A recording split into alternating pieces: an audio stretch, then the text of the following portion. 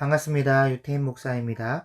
오늘은 요한계시록 19장을 통해 휴거한 성도들이 어린 양의 혼인잔치에 참여하는 장면과 그에 반해 진노의 7 대접 재앙을 겪고 살아있는 이 땅의 불신자들이 어떤 결말을 맞이하는가, 그런 말씀을 함께 살펴보려고 합니다. 그래서 어떻게 보면 복 있는 사람들과 복 없는 사람들의 이야기가 오늘 19장에 비교되고 대조되어 나오고 있는데, 이제 요한계시록의 끝이 보이기 시작한 것이죠. 여러분, 요한계시록 전체에서 복 있는 사람들의 이야기가 총 7번 나오는데, 그 중에 19장부터 22장까지에 총 4번이나 나옵니다. 그래서 오늘부터 시작해서 이 뒤의 이야기는 복 있는 사람들에 대한 이야기로 구성되어 있다 해도 무방하다 할 수 있어요. 그럼 1절을 보시면, 이힐 후에 내가 들으니 하늘에 허다한 무리의 큰 음성 같은 것이 있어 이르되 할렐루야, 구원과 영광과 능력이 우리 하나님께 있도다. 여기 이힐 후에 라는 말은 18장에 나오는 큰 성 바벨론이 무너지는 장면을 보고 난 이후에 라는 말이고, 여기 또 하늘에 허다한 무리가 나오는데, 이 허다한 무리가 누구냐면 천군 천사를 두고 하는 말이에요. 그래서 이 천군 천사가 할렐루야, 구원과 영광과 능력이 우리 하나님께 있도다 하면서 찬양으로 하나님께 화답하는데, 이 장면을 사도 요한이 듣고 왜 기록하고 있느냐? 다른 이유보다 사도 요한 당시의 성도들 눈에는 로마 황제에게 영광과 능력이 있어 보였거든요. 그런데 진정한 능력과 영광은 로마에게 있는 것이 아니라 하나님께 있다는 것을 알려주기 위해 기록하고 있습니다. 그래서 그의 심판은 참되고 의로운지라 음행으로 땅을 더럽게 한 큰 음녀를 심판하사 자기 종들의 피를 그 음녀의 손에 갚으셨도다 하고, 이 말씀은 요한계시록 17장에 기록되어 있는 음녀에 대한 말씀인데, 성도들의 피와 예수의 증인들의 피에 취한 음녀에게 보복하심으로 그 피를 갚아주시는 것을 보았는데, 그 갚아주심에 천사들이 찬양으로 화답하고 있다는 겁니다. 그리고 3절에 두 번째로 할렐루야 하니 그 연기가 세세토록 올라가더라. 여기 연기가 세세토록 올라간다 라고 할 때 이 연기가 뭐냐? 원어로 카프노스라고 해서 72년에서 총 30회나 나오는 단어입니다. 그래서 언제 주로 사용된 단어냐면 하나님의 임재를 상징하고 하나님의 영광을 상징하는 단어로 사용되었어요. 그래서 출애굽기에 나오는 임재의 구름, 그러니까 시내산을 둘러싼 구름이나 또 성막을 둘러싼 구름과 같이 이 카프노스 이 연기도 하나님의 임재를 상징하고 있습니다. 4절, 또 24장로와 내 생물이 엎드려 보좌에 앉으신 하나님께 경배하여 이르되 아멘 할렐루야 하니, 여기 내 생물과 24장로는 요한계시록 4장에 나오고 있는 분들이죠. 그래서 이 내 생물과 24장로가 경배하면서 아멘 할렐루야 라고 하니까 5절에 보좌에서 음성이 나서 이르되 하나님의 종들 곧 그를 경외하는 너희들아, 작은 자나 큰 자나 다 우리 하나님께 찬송하라 하더라. 그래서 우리도 이렇게 찬송할 날이 올 것이니까 비록 지금은 힘들고 어려워도 끝까지 인내하고 끝까지 믿음을 지켜야 된다는 것이죠. 그래서 6절에 찬송하는데 누가 찬송하냐? 또 내가 들으니 허다한 무리의 음성과도 같고 많은 물소리와도 같고 큰 우레소리와도 같은 소리가 이르되 할렐루야, 주 우리 하나님 곧 전능하신 이가 통치하시도다. 그러니까 구원받은 모든 성도들, 어린 양의 혼인잔치에 참여할 모든 성도들이 한 목소리로 화답하는데 할렐루야, 주 우리 하나님 곧 전능하신 이가 통치하시도다 하면서 화답하니까 그 화답하는 소리가 마치 많은 물소리 같고 큰 우레소리 같다는 거예요. 그래서 7절, 우리가 즐거워하고 크게 기뻐하며 그에게 영광을 돌리세 하면서 찬양으로 화답하는데 그 이유가 뭐냐? 어린 양의 혼인 기약이 이르렀고 그의 아내가 자신을 준비하였으므로 그에게 빛나고 깨끗한 세마포 옷을 입도록 허락하셨으니 이 세마포 옷은 성도들의 옳은 행실이로다 하더라. 자, 여러분, 이 구절이 아주 중요한 말씀인데요.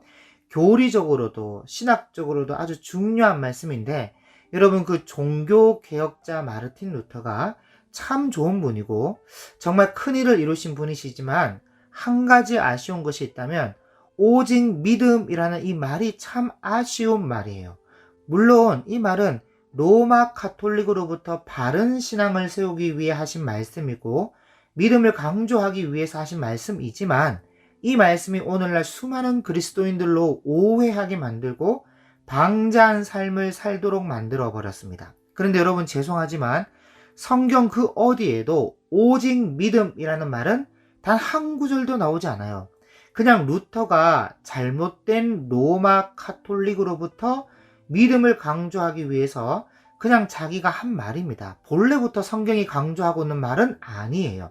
그래서 오직 믿음만 있으면 구원받는 것으로 착각하기 쉬운데 아닙니다. 그 믿음이 옳은 믿음인지 구원받을 만한 믿음인지 그건 그 누구도 모르고 그 누구도 보증할 수 없어요. 그래서 믿음으로 구원받는 건 맞지만 참 믿음이란 반드시 옳은 행실을 동반하게 되어 있다는 것입니다. 그런데 옳은 행실 하나 없고 믿음의 아름다운 삶이 없으면서 나는 교회 다닙니다. 나는 예수님을 압니다. 나는 예수님을 믿습니다. 하는 그것은 진짜 믿음이 맞는가 아닌가 알 수가 없다는 것이고 우리가 이것을 돌아볼 필요가 있다는 것이죠. 그래서 야고보는 행함이 없는 믿음은 죽은 믿음이다 하면서 확실하게 못을 받고 있어요. 그리고 여기 요한계시록에도 빛나고 깨끗한 세마포 옷을 입도록 허락하셨으니 하면서 이 세마포 옷이 뭐냐라고 했을 때 성도들의 옳은 행실이다. 성도들의 좋은 믿음이다. 그렇게 말하지 않고 옳은 행실이다 라는 겁니다. 그래서 선한 행위의 열매가 없는 믿음은 그 자체가 죽은 거예요.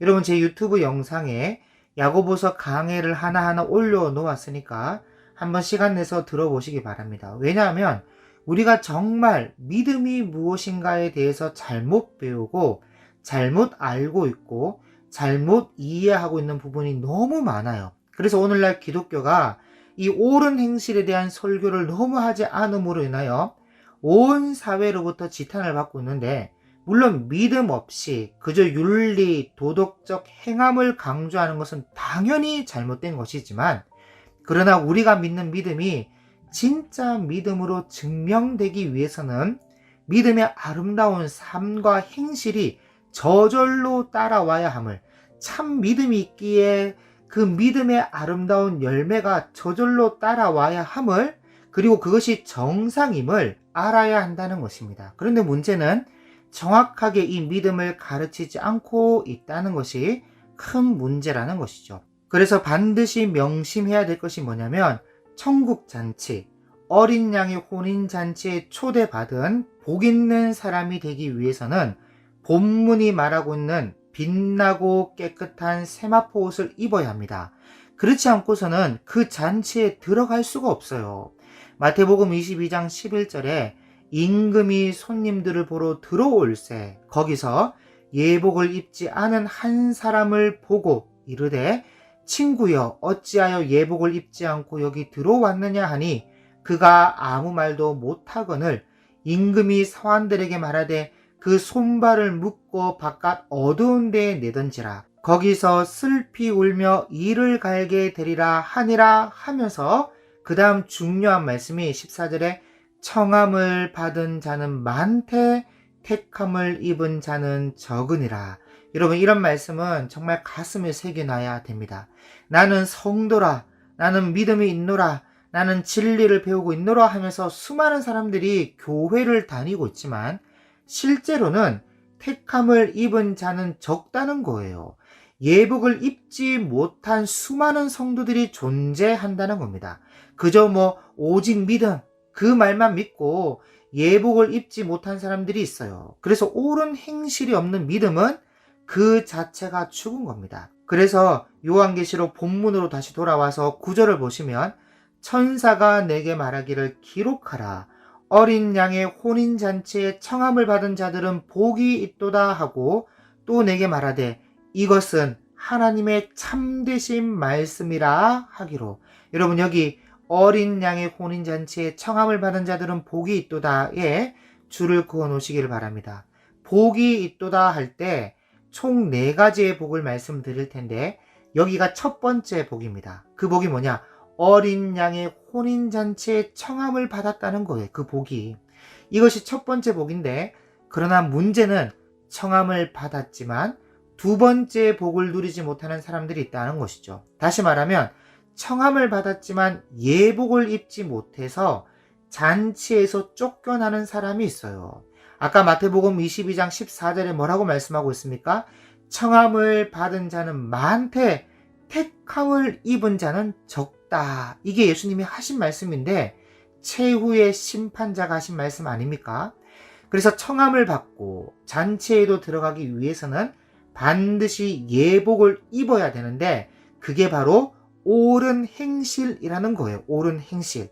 여러분 우리가 그리스도의 사랑으로 모든 죄를 대속받고 예수님이 새 생명을 우리에게 주셔서 예수님이 우리의 왕이 되시고 주인이 되신다는 것을 우리가 믿는다면 사나 죽으나 우리는 주님의 것입니다. 맞습니까?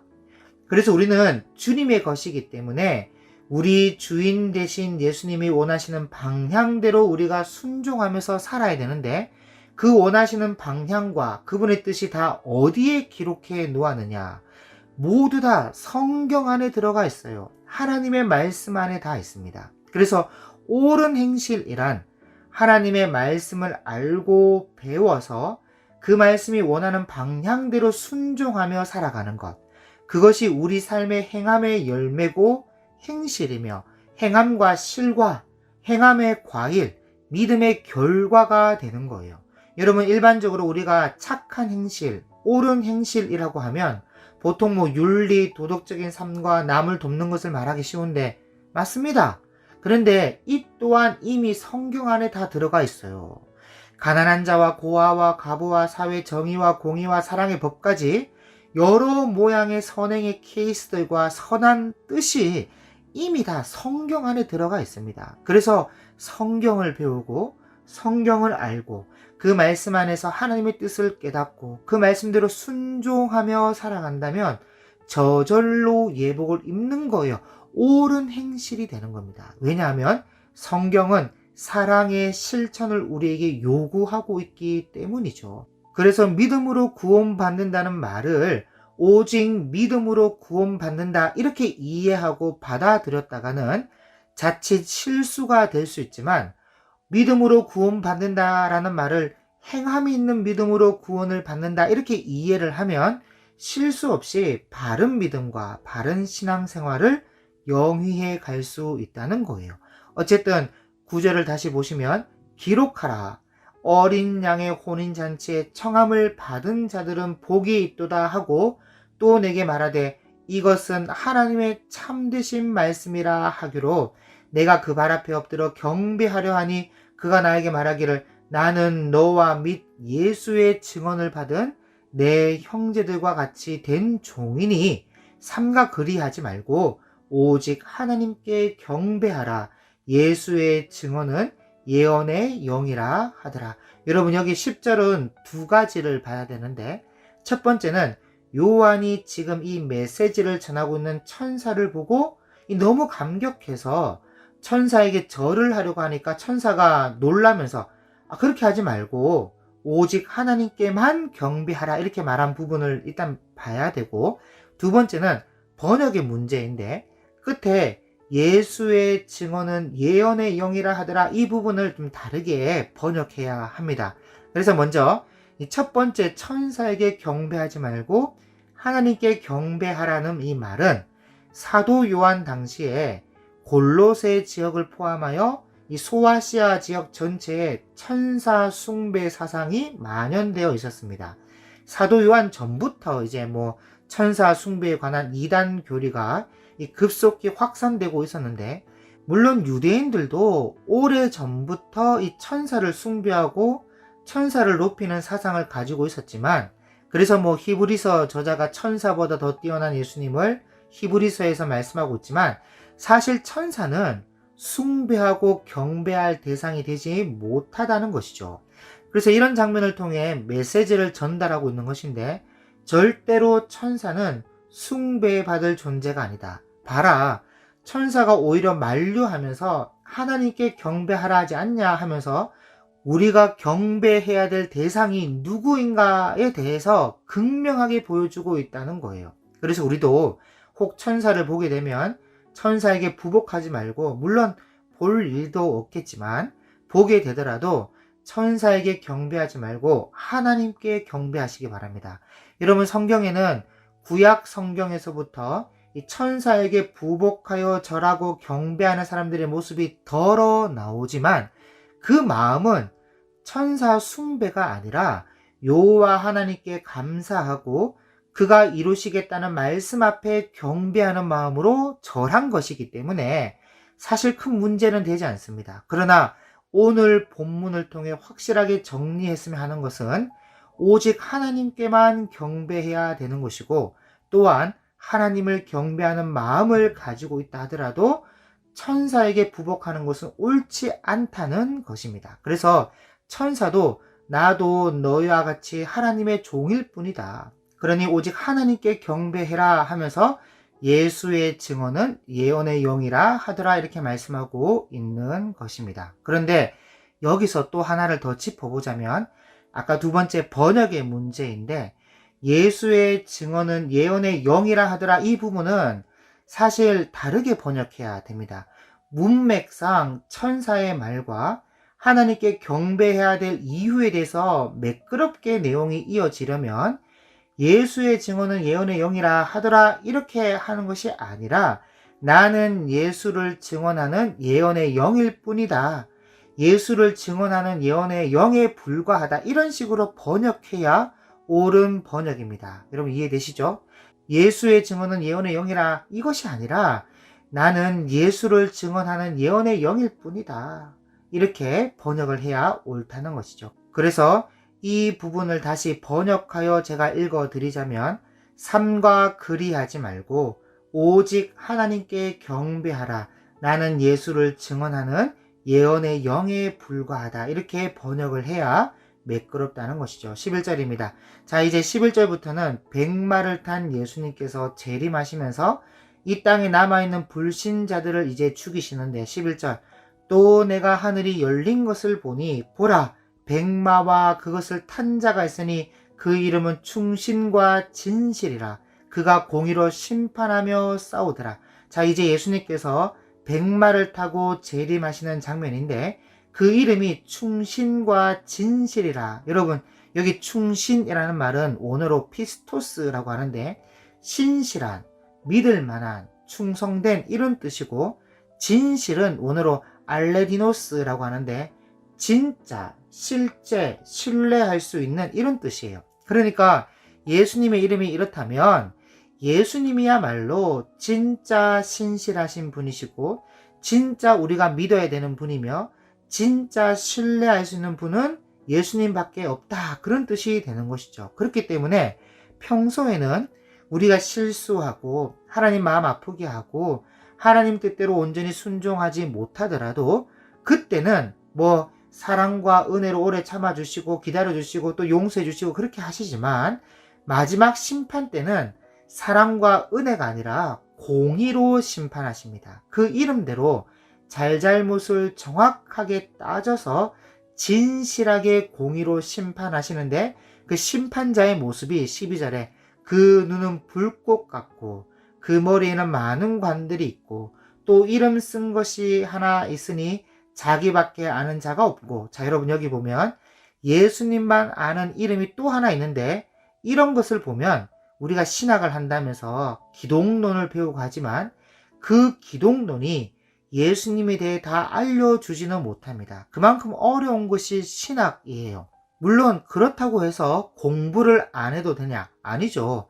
성경 안에서 알려주고 있는 그리스도에 대해서는 최선을 다해서 배우고 공부해야 되겠지만 모든 것을 다 알 순 없다는 것이죠. 그래서 사도 요한도 이런 계시를 받으면서도 예수님만 아는 이름이 또 따로 있다. 그래서 자기밖에 아는 자가 없고 또 그가 피 뿌린 옷을 입었는데 그 이름은 하나님의 말씀이라 칭하더라. 여러분 참 이런 말씀이 진짜 보석 같은 말씀이죠. 여러분 우리가 왜 신비주의나 직통계시나 기적이나 기복주의나 세상의 부귀영화를 따르는 번영신학이나 하여튼 이런 것들을 따라가지 않고 오직 하나님 말씀 앞으로 또 말씀 안에서 말씀과 함께 우리가 진리를 따라가야 하는 이유가 여기에 다 있다는 거예요.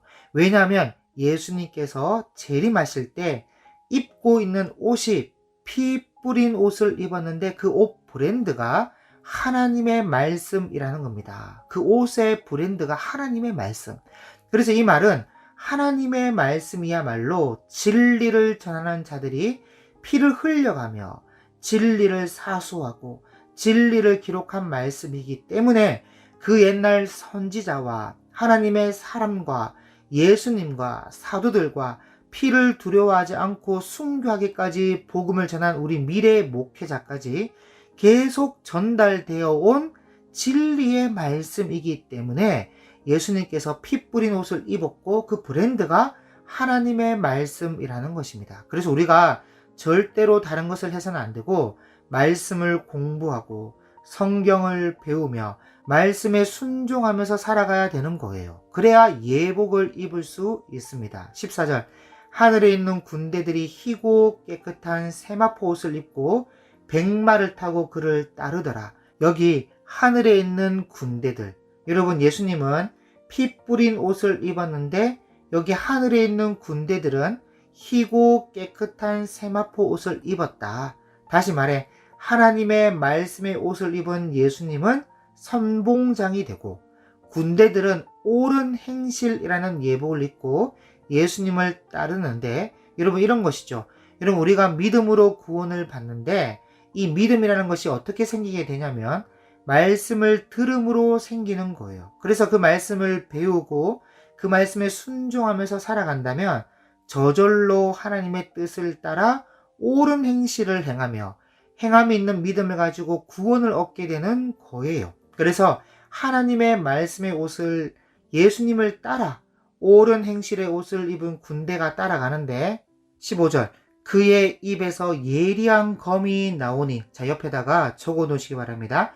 요한계시록 1장 16절 2장 16절 그렇게 적어 놓으시고 그것으로 만국을 치겠고 친히 그들을 철장으로 다스리며 여기에도 요한계시록 2장 27절 12장 5절 이렇게 적어 놓으시고 또 친히 하나님 곧 전능하신 이의 맹렬한 진노의 포도주 틀을 밟겠고 여기에도 요한계시록 14장 10절 14장 19절 16장 19절이라고 적어 놓으시기 바랍니다.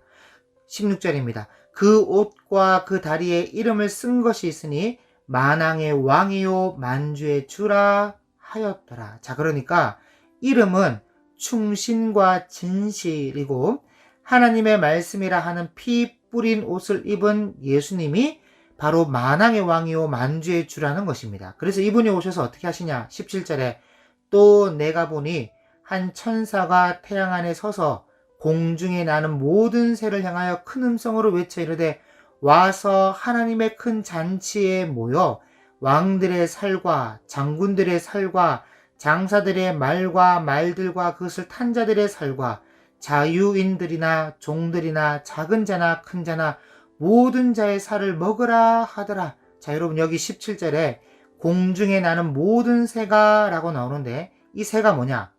그냥 새입니다.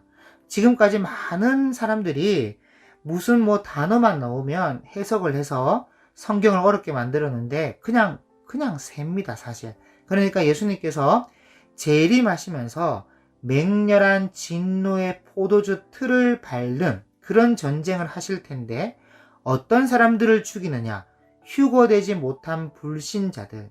지금 온 세상에 남아있는 모든 사람들, 대통령부터 해서 모두 다 하나님께서 죽이시는데 이젠 이 땅에 살아있는 사람들이 아예 없게 될 것이니까 새들 보고 와서 이들의 살을 먹으라, 그렇게 말하고 있는 거예요. 그래서 19절에 보면 이제 전쟁을 하는데, 또 내가 보매 그 짐승과, 적그리스도죠, 그 짐승과 땅의 임금들과 그들의 군대들이 모여 그 말 탄 자와 그의 군대와 더불어 전쟁을 일으키다가, 자, 여기에도 요한계시록 16장 14에서 16절이라고 적어 놓으시기 바랍니다. 그래서 이 전쟁이 요한계시록 16장에 나오는 아마겟돈인데 순순히 예수님께 당해주지 않겠다는 것이죠. 어떻게 보면 평생을 하나님을 대적하고 모욕하고 비난하며 하나님의 일을 방해했던 놈들인데 순순히 죽어줄 수는 없지요. 때는 이때다, 이때 예수님을 죽이자 하면서 세상 모든 각국 대통령들과 군대들과 최신 무기와 온갖 무기를 장착하고 적그리스도의 능력과 기적으로 재림하시는 예수님과 전쟁을 하겠다는 것인데, 사실 전쟁이라 할 수 없을 만큼 그저 살육을 당합니다.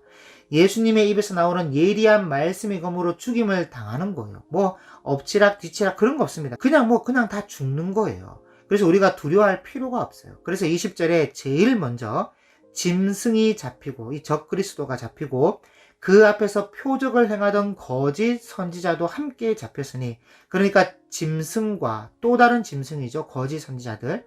그래서 적그리스도와 거짓 선지자들, 이들이 함께 잡혔으니 이는 짐승의 표를 받고 그의 우상에게 경배하는 자들을 표적으로 미혹하던 자들아.